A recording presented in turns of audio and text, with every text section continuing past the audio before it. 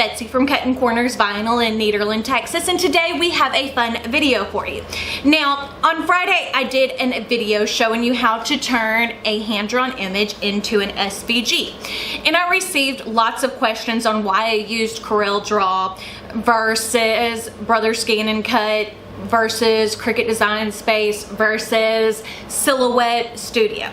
And I made lots of notes on this, but these are going to be the reasons why I think you need an outside art program if you want to make shirts and signs, especially if you're wanting to do this at a professional level. Now remember, these are my opinions from my years of experience. You don't have to listen if you don't want to, but this is what I do for a living, so hopefully this helps you out. Now, before we get into the list, I did want to go ahead and remind you that we do have our Easy Weeding Wooden Pick on sale for our weekly WOW sale this week, which ends on March the 8th of 2020. They are on sale for $4.45, down from $5.95. Now, I know a lot of you have purchased them from me and absolutely love them, but now's a great time to stock up because they're tiny, so you can lose them, or at least I've lost many of them over time. And if you haven't tried it, it's a great time to try it. Now, our website is linked down in the description box. Now remember, again, these are my opinions and you don't have to listen to it if you don't want to. And what I mean by an outside art program, I'm not talking about the software that comes with the machine like Silhouette Studio or Brother Canvas or Cricut Design Space. And I've done this for a very long time. Number one, no limitations. You can import and export almost any file type you want. Now, whenever I talk about an outside art program, I'm typically talking about a program like Corel Draw, Adobe Illustrator, Inkscape, those type of vector format programs. But you can also use Corel Painter, you can also use Adobe Photoshop, but for whenever you're using programs that work with a plotter, those are typically vector files. And the way that a vector file works is it is a mathematical equation that makes it where you can stretch it or shrink it, and then it's never going to get pixelized. It's never going to lose those sharp, crisp edges. So that's what a vector is versus like a raster type graphic, which are pixelated images, JPEGs, that type of thing. Now, I will say that I don't know everything, but I do know a lot. So number one is no limitations. You can import or export almost any file type you want. Now, and you know this from working with Cricut Design Space or just basic Silhouette Studio, a lot of times for things to work the best, you have to have their specific file type. Like if I'm scanning in an image, I have to make sure it is a JPEG. I can't just import in a PDF if I'm using the programs that come with the machines themselves. But whenever you have an outside art program, you can import and export in any type of file that you want. So if you're wanting to create a DXP file or a DXF, which is like what you would use for Silhouette, you can do that, or an SVG. So it really is helpful that way. Number two, more tools to make your designs look better. Typically in an outside art program, there are a lot more options and easier to use options, such as curving text, adding multiple layers of outline, tracing, those types of things.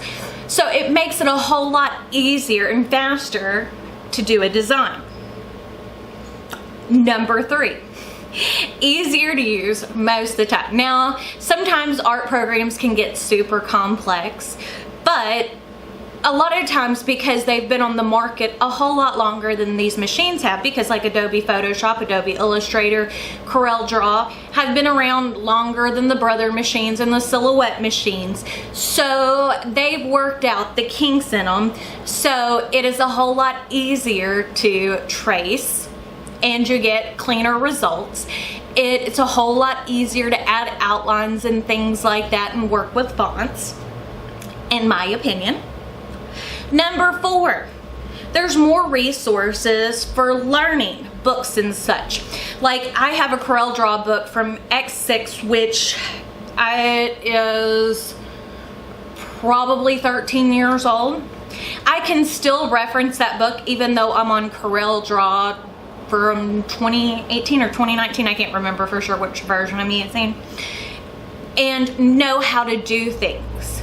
If you're interested in taking like graphics art classes in college or things like that, they're not going to teach you how to design in Brother Scan and Cut or in Silhouette Studio or in Cricut Design Space. They're going to teach you in like Adobe Illustrator or Corel Draw. Now the kicker for a lot of that is the price. Now Inkscape is free. Inkscape is not my favorite program to use. Typically, if you're going to see me design in an outside art program, you're going to see me use Corel Draw.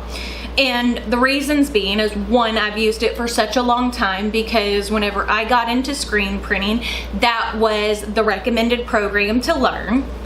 Number 2, with that being said, is as I said, it's been around for a long time and it's fairly inexpensive compared to like Adobe Illustrator. Adobe Illustrator is a whole lot more expensive and it's worth it, but it kind of depends on your price point, your budget. So they can run the gambit from free to very, very expensive. Number 5, less quirks. Now, you know as well as I do, whenever there's a new version of Cricut Design Space or a new version of Silhouette Studio, sometimes things that you've used for a long time don't work correctly. There's a time where they're working out the kinks. And typically whenever you're using an outside art program, there's not those quirks and kinks to work out. They've been around for a long time. Whenever they upgrade on the yearly, and they know how to make things seamless and smooth. Number 6, and this is a big one, you can use it with any machine. So, whenever I design in Corel Draw, I can use those files with my Brother Scan and Cut. I can use them with my Silhouette Cameo. I can use them with my Cricut Maker. I can use them with the older version, the Cricut Explorer Air, the Silhouette 3, because you can design them for pretty much any machine. Whatever file type you're needing, you can make. Which that's helpful if you do start getting into more of the professional machines like Roland's and Graphtex, those types of things. But also if you're wanting to use Sublimation, those designs, especially like with Cricut Design Space, designing something for Sublimation print, one, it limits you because you can only print, I think it's like 9.5 by like 6.5, so you can't use the whole sheet if you have an 8.5 by 11 sublimation printer. Well, you can whenever you're using, other than like 1/4 of an inch all the way around, when you're using like Corel Draw or Adobe Illustrator. So those things come in handy.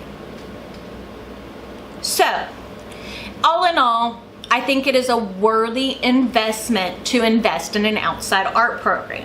You can take my advice, you don't have to. I try to explain things very simply and make sure that you understand it. But if you saw whenever I was creating that image, that SVG from a hand-drawn image, the longest part to make my design was changing the colors of the Easter egg. Tracing that out took no time at all. There wasn't a whole lot of additional cleanup that can come with using a program that's not as powerful, which typically is one of the issues with the programs that are built into the machines, are built to use with the machines. Now, I'm not saying that they're not good, and if all that you're going to do is download SVGs like from me, or Love SVG, or DXPs from Etsy or whatever, then do you need an outside art program? No. But if you're really wanting to get into creating your own artwork, I would definitely recommend an outside art program. And you can do your research on which art program is your favorite. A lot of times, like CorelDRAW and Adobe Illustrator have like 7-day free trials, 30-day free trials if you go to their website and check them out. So that might be an option for you to see if it's something that you like or something that might work better for you.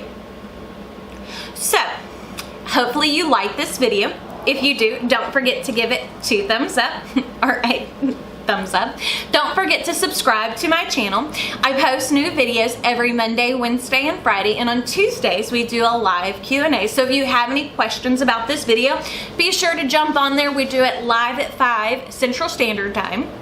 So that's Central United States because we are in Texas. Don't forget to check me out on all my social media, Facebook, Snapchat, Twitter, Instagram. We have an excellent Facebook group that there's a lot of creators over there that like to help answer questions and walk you through on making different projects. But I guess that's it. So we shall see y'all tomorrow for our live Q&A.